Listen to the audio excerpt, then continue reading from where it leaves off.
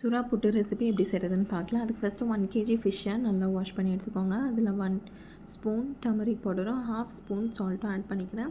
எவ்வளோ மஞ்சத்தூள் ஆட் பண்ணுறீங்களோ அவ்வளோ ஃபிஷ் வந்து வேக வைக்கிறப்போ ஸ்மெல் இருக்காது.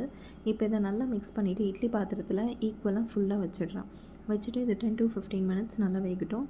அதுக்குள்ளே மசாலா ரெடி பண்ணிக்கலாம். ஒரு பூண்டு எடுத்துக்கிட்டு அதை எல்லாம் தோல் உரித்து வச்சுக்கோங்க.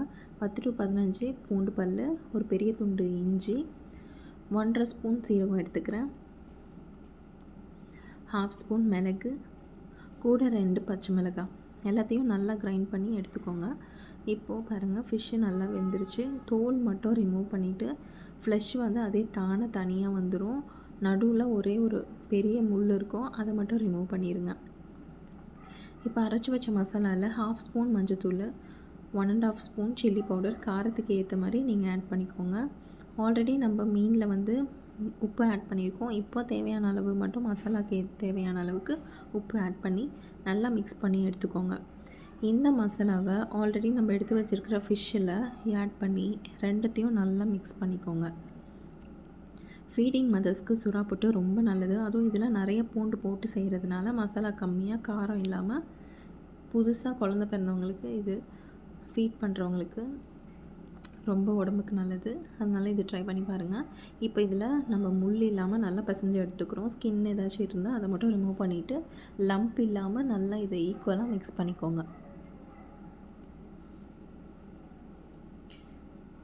இப்போ பாருங்கள், நல்லா இது மிக்ஸ் பண்ணியாச்சு மசாலா நல்லா மிக்ஸ் ஆனதும் இதை தனியாக எடுத்து வச்சுக்கோங்க.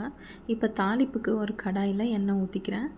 எண்ணெய் ஊற்றிட்டு எண்ணெய் நல்லா காஞ்சதும் 1 ஸ்பூன் கடுகு ஆட் பண்ணிக்கோங்க. கடுகு பொரிஞ்சு வந்ததும் ஒரு கை ஃபுல்லாக கருவேப்பிலை ஆட் பண்ணிக்கிறேன். கருவேப்பிலை பொரிஞ்சிடுச்சு. இப்போது ஒரு மீடியம் சைஸில் வெங்காயம் சின்ன துண்டாக நறுக்கி அதையும் ஆட் பண்ணிக்கிறேன்.